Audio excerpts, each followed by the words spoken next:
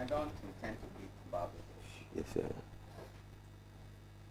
The case for a new voters register is yet to be made. The forum for making that case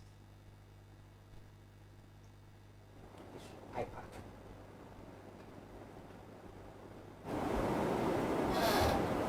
That is yet to happen. And I must say that in the attempt to make this case outside of IPAC, we have so much condensed nonsense from NPP apologists, informed persons. All of a sudden, one word that has entered our lexicon is an overstretched voters register. For the sake of me, I can't figure out what that can mean. Overstretched voters register.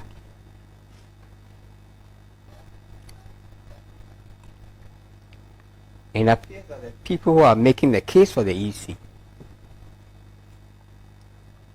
are NPP spokespersons. Not too long ago, when they were raising issues about quote-unquote credibility of our register, and persons pointed out that through the IPAC process, we have developed mechanisms for dealing with all the alleged problems.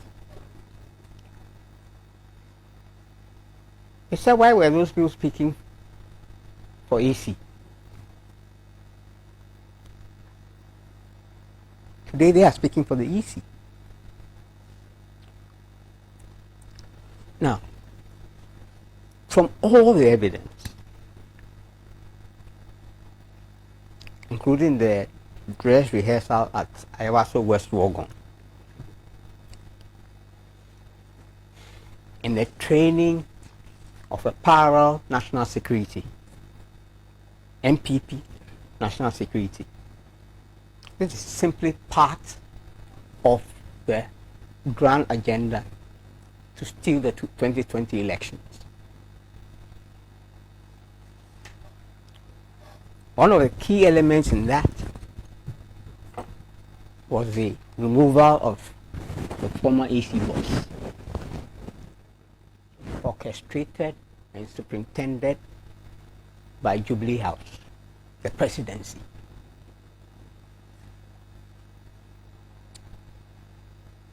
Then the packing of the Electoral Commission with known MPP activists. And their marching orders was essentially to dismantle IPAC and sideline it.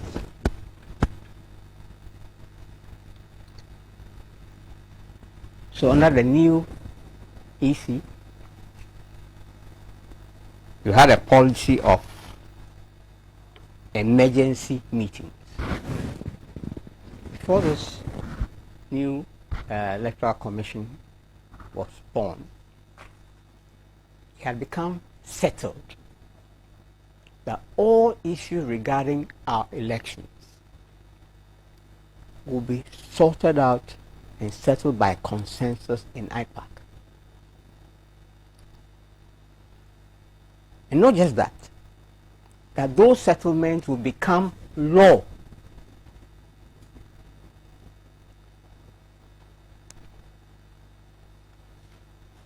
Now, it's important to speak a bit about IPAC. How did IPAC come into being? IPAC is a stranger to our constitution. IPAC came into being after 1992, when the MPP lost, and under our president, our current president, they wrote the stolen verdicts. Then they lost in 96. They wrote a second version. So IPAC came into being. Initially, against the resistance of the NDC, which was then in power.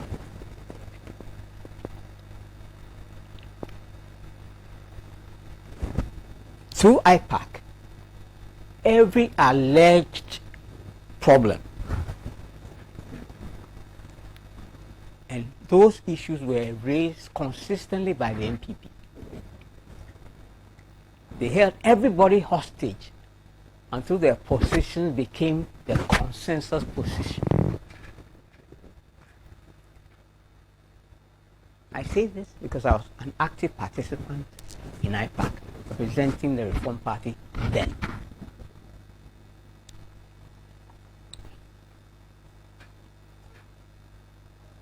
In opposition, we're in the same corner with the NPP when we resisted ROPAL that was proposed by the NDC. Why? Because these things were going to be conducted at embassies, to be superintended by who? Political appointees. What did the NPP do in opposition when they got into government? They rushed through. I mean, they steamrolled over everybody on the matter of ROPAL, beat up demonstrators, and pushed through ROPAL.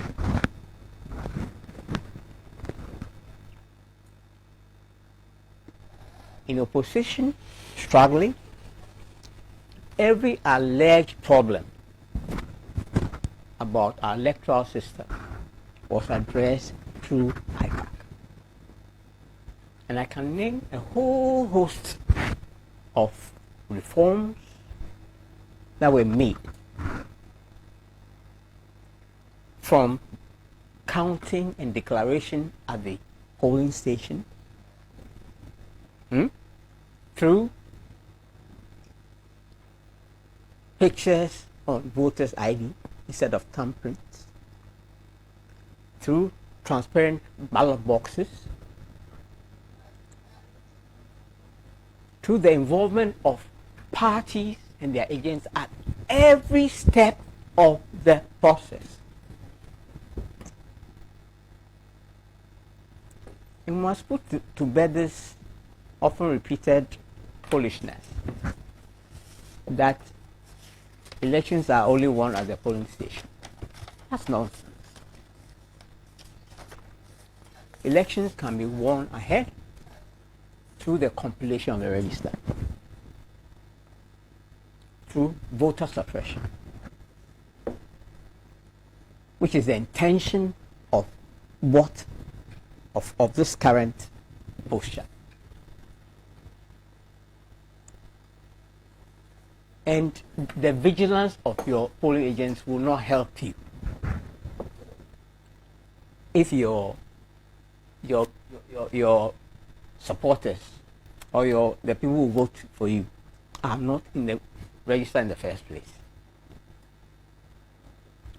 It will not help you. But I digress a bit. Back to the story of IPAC. So that, sorry, when they come out to register, can they be prevented? No, maybe I thought I could get conclusion. I can digress briefly and address your situation. Are you following the current NI Ghana card? The Ashanti. It's going smoothly. Said the machines were stolen, so it's going very smoothly. Right? Anyway. Just this morning, the president has been speaking about the matter, saying that we've registered 6 million. Now, deep down in the DNA of the NPP, something that they cannot say openly, that they believe that some people don't belong in Ghana. They don't say it openly, but every time they come out, is our people in the Volta region. But they believe that Nkrumah made a historic mistake with the addition of what was then Trans-Volta Togoland to Ghana, which denied the core account an automatic majority. But they don't speak to it directly. They appoint persons like Dr. Baumia to raise it occasionally. Like when he came up with this phantom idea that he had through what? Facial recognition. And what is the most powerful means of facial recognition, my brother? A computer. Which can be manipulated. When you have the eyes of your agents. What nonsense. Again, I digress a bit. Back to the story of IPAC.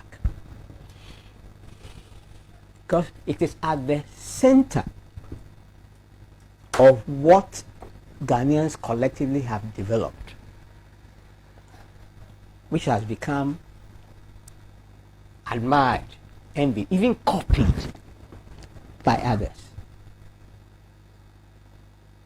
All that one can say is that in opposition, the NPP has held all of us hostage until what they have insisted on has become the consensus.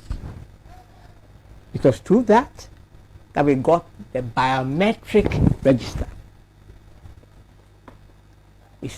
Initially, the NDC was opposed to a biometric register, which was then being canvassed actively by Gabi. Was it? Yes.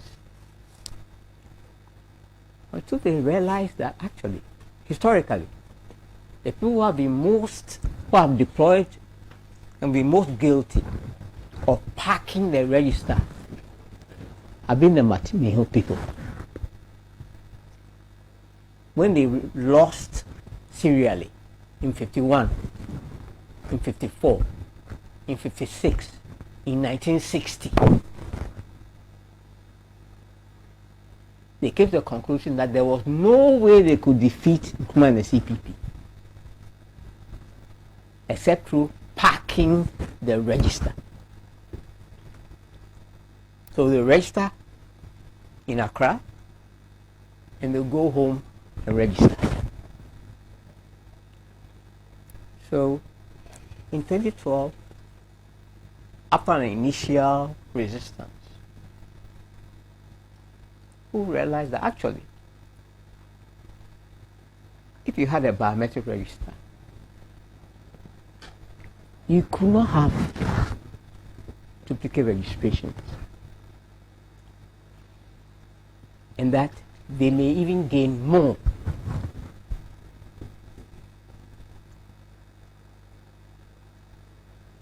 Nobody spoke to Gabi and told him that, hey, don't go where you're going.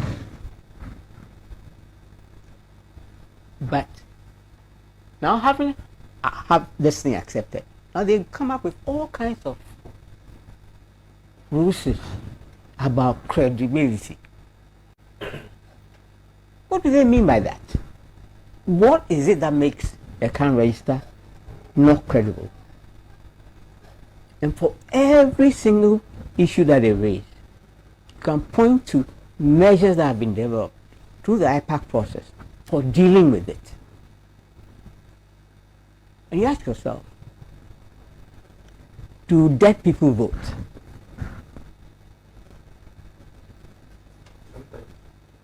How do they vote? They turn up with a thumbprint? Maybe impersonation. Thumbprint? Under our current system, can a person registered biometrically turn up and put his thumbprint on the machine?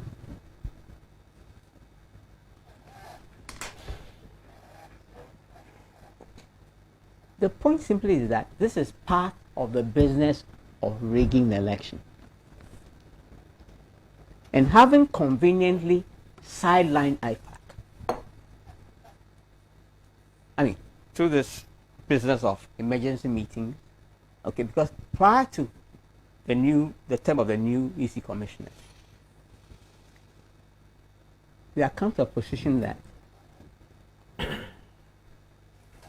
the minutes of IPAC, because previously the minutes of IPAC were not circulated. But no one took minutes actually. But things were agreed and no proceeded. But there comes a position that the minutes of IPAC will be taken. But now through the policy of emergency meetings, the summon to a major matter is an emergency meeting, no minutes are read.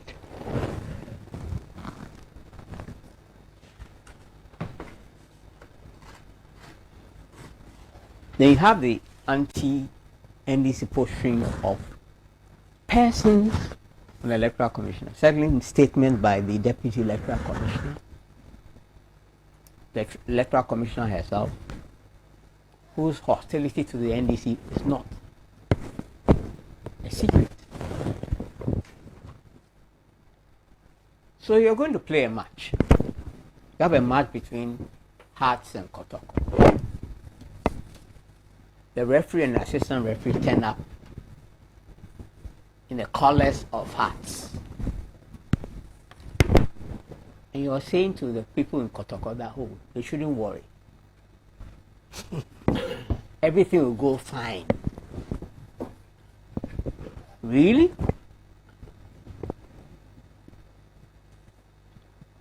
So now, having sidelined IPAC, what do we have? The Electoral Commissioner has now appointed what? An advisory council. Dr. Farijan. An advisory council which has now co-opted the peace industry, known MPP apologists and spokespersons. Strangely, with the participation of the founder of the NDC. Certainly with his approval. What kind of rubbish is this? Now, all the issues about overstretch, obsolescence, lack of credibility, all of those issues should be placed before all the parties to IPAC. It is not for the MPP to tell us what is supposed to be in the bosom of the EC. What consultants have said, what advisors have said, it should be known to all the parties to IPAC. The case must be made. To raise issues about cost or timing is premature. First, the case must be made. And the simple truth is that the biometric register we have, there is no case, whether for non-Ghanaians, underage persons, or whatever.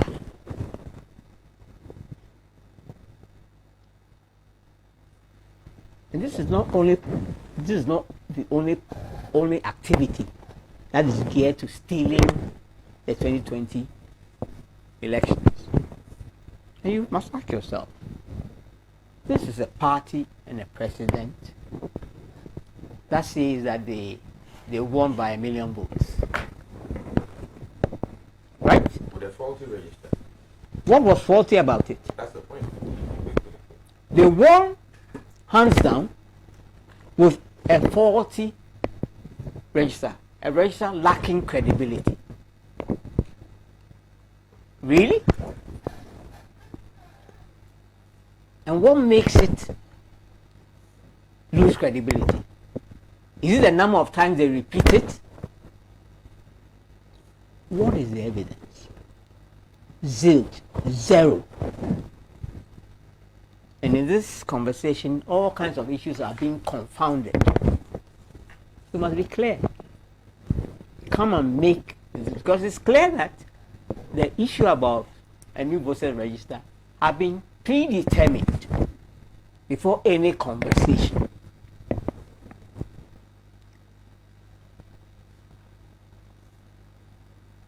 Now, this is something that must animate all of us, because the conditions for civil conflict, civil war, are being laid. All of a sudden, people in the NPP, its apologists have discovered that the EC is independent. They have discovered that the EC is independent. They didn't know that when they held us hostage, that we must willy-nilly have a biometric register. When we did,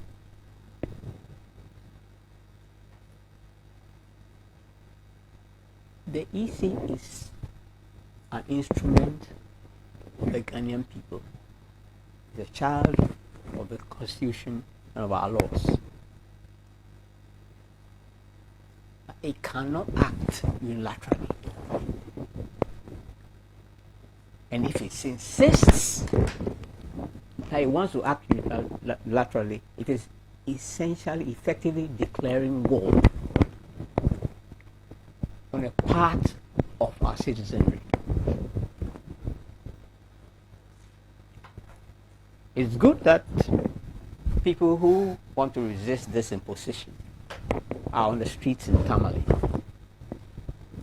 I hope they'll find their way to Accra so that I can join them.